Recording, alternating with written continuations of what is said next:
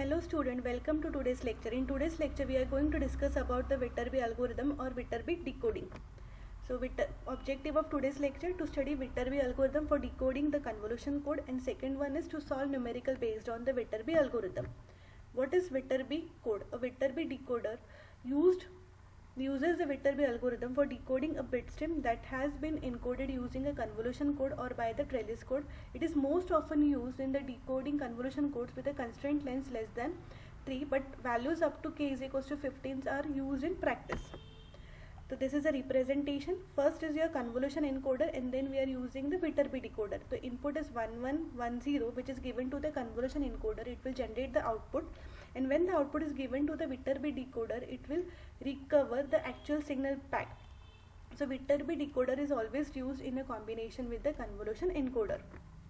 Now to begin with, we will directly take one example so that the procedure for solving the Viterbi algorithm will become easy. For example, a rate 1/2 convolution encoder has a generator vector as G1 is equals to 111 and G2 is equals to 101.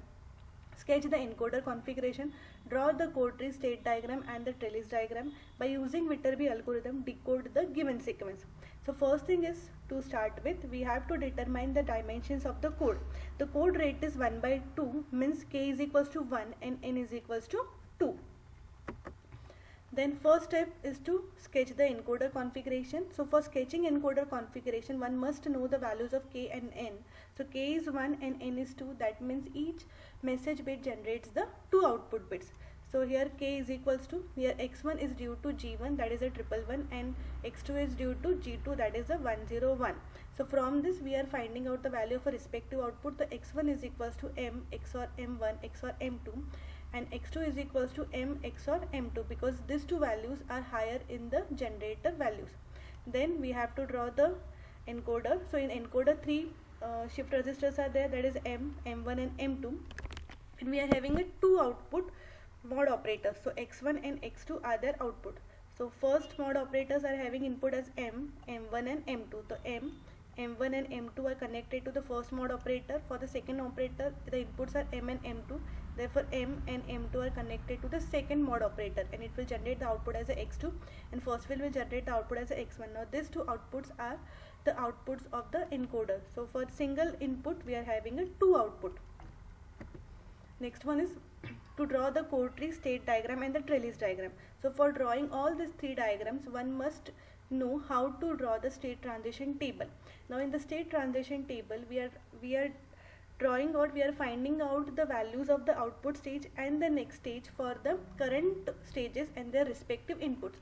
So we are having a current stage as a m2 and m1, and the input which we are applying from the outside is always applied to the first register, that is a m. So if we are having a current stages of value 2, means it is having a 4 combination, that is 0 0 0 1 1 0 and 1 1. And as my input is of size 1, it is having only 2 combinations, that is a 0 or 1. So how we are going to read it out? If my input is equals to 0 and current stage is equals to 0 0, what is going to be my respective output and what is going to be my next level? So how we are finding out this? So for outputs we are having the equations which are already given. So x1 is given as m xoring of all the stages, and x2 is xoring of m with m2. So x1 we are taking xoring of 0 xor 0 xor 0, which comes out to be 0, and for x2 we are taking xoring of m into m2. So m2 is 0 0, it comes out to be 0. Similarly for next condition, when my m is equals to 1, so 1 xor 0 comes out to be 1, and 1 xor 0 comes out to be 1, and likewise we are repeating the same for rest all values. And regarding the next stages are always given by the values which are present in the shift register m1 and m. So m1 and m are the values of a shift register. So what is the value of m1? m1 in this case is 0, m in this case is 0. So we directly write down those values. For second condition, my m1 is 0, my m is 1. So this is my 0 1. So if you focus on this particular section, what we come to know, if my input is 0 and my current stage is a, my next stage comes out to be a, that is a 0 0. If my input is 1 and the current stage is 0 0, that is a, my next stage comes out to be b. Similarly, if you focus on the next all stage, if my input is 0 and the current stage is b, my next stage comes out to be 1 0, that is a c.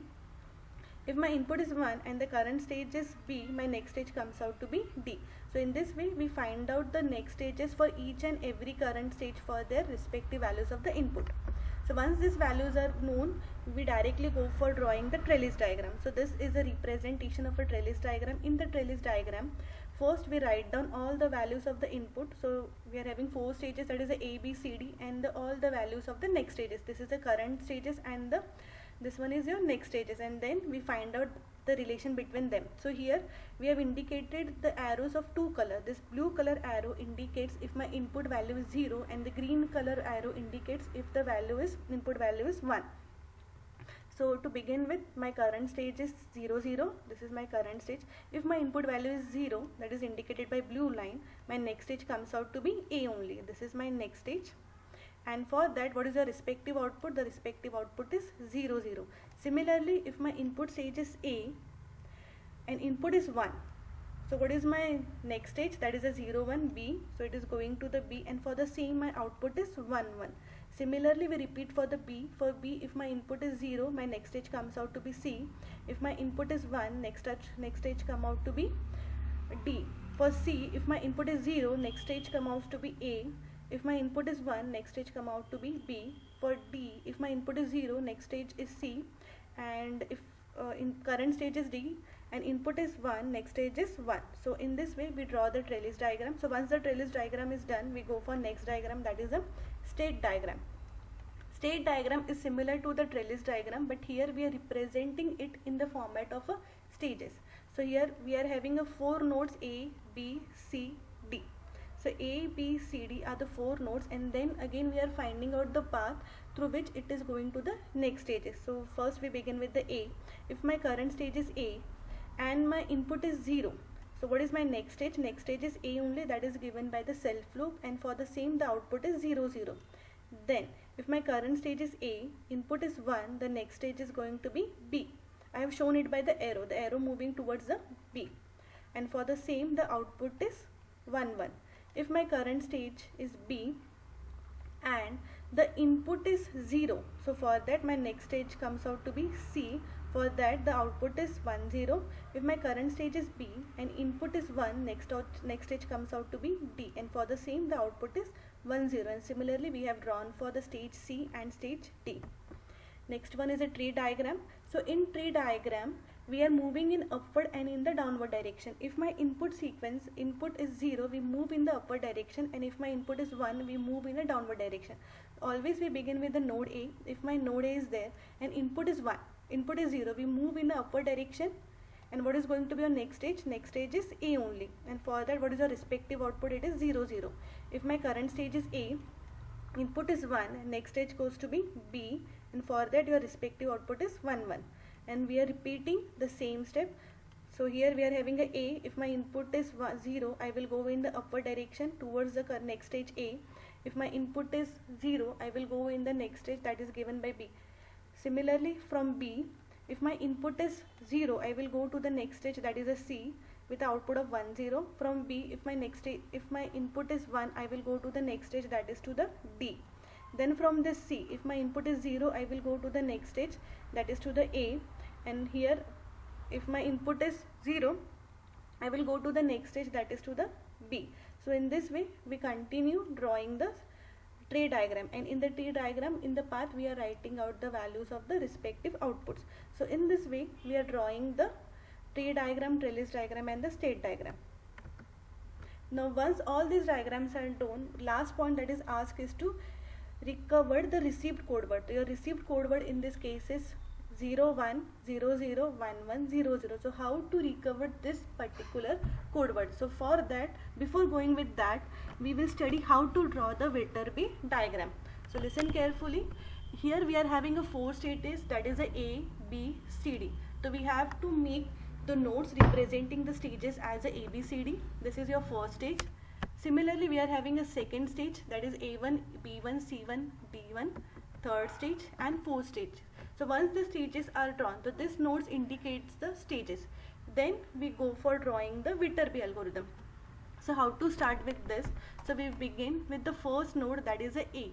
So if my current stage is A and input is equals to 0, what is going to be my next stage? my next stage is a A only. So it is moving to the A, and when it is moving to the A, what is your respective output? The respective output is a 0 0. Similarly, if my current stage is A and my input is 1, what is going to be my next stage? The next stage is going to be B. This is your B1, and for the same, the output is 1 1. So up to the we have drawn only for the A. So for first stage only A is in the picture. So once we move from first stage to the second stage, this A and B comes into the picture, and we are repeating the same thing.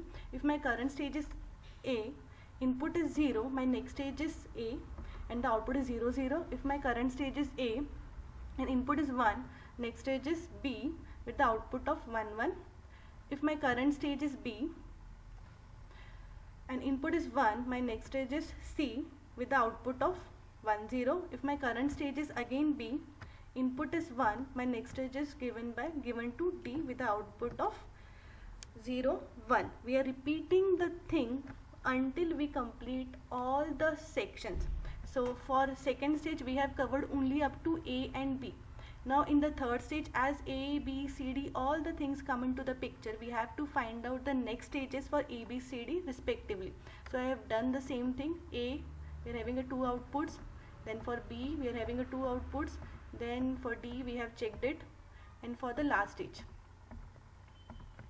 see, I am just repeating the things. Here one more thing is important. Here I have shown the dotted line to represent my input as a 1 and the plain line represent my input as a 0. I have repeating it the same thing. I have checking the output for C, then for the D. Okay, so once you are done with all this thing, the second part is for tracing the path. So how we are going to trace the path? So for tracing the path, this is my received code word. So what is your received code word? 0 1 0 0 1 1 and 1 0. So how we are going to find out the path? So we begin with the A. So from A we are having a 2 path. First path is having a output as a 0 0 and second one is having the output of a 1 1. But whatever we have received is only 0 1. So definitely whatever we have received is with an error. So how to determine the correct path? So for determining the correct path, we focus on the next received code word. So what is the next received value? This is a 0 0. So if you take first path, if you consider first path as a 0 0. So after 0 0 we are having a 2 path. First path is having a value or a gain of 0 0 and second one is having a gain of 1 1. So what it indicates that this one is the correct path. Why? Because if you go with the second option, that is with the 1 1. So if you go with the 1 1, we are having a 2 path. First one is having a gain of 1 0 and second one is having a gain of a 0 1. That doesn't matches with the received code word. So definitely if you move with this particular path, that is going to give you a wrong answer. Therefore we have selected the first part as a 0 0.